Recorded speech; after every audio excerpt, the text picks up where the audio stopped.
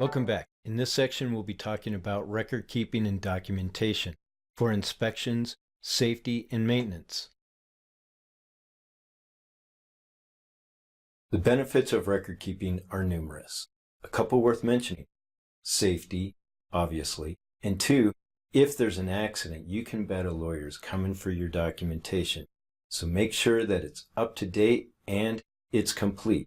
A short list of items worth documenting: repairs, modifications, upgrades, and overhauls. If there are system component replacements or time and service replacements, make sure you document those as well. Also, be sure to document thoroughly normal flight operations. And if there's an accident, go out of your way to document everything you can. Gather all the forms that you're supposed to fill out and fill them out really well.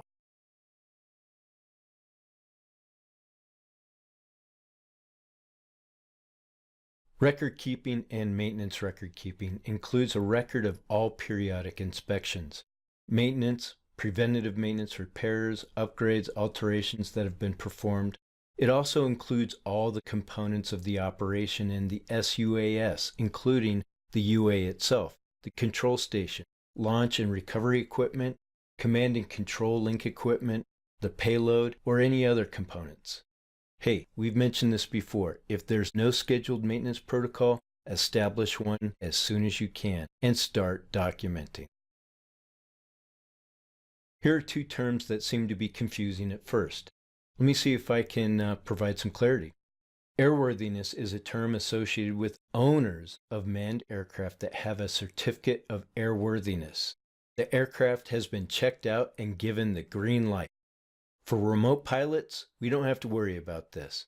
A SUAS is not required to obtain a certificate of airworthiness.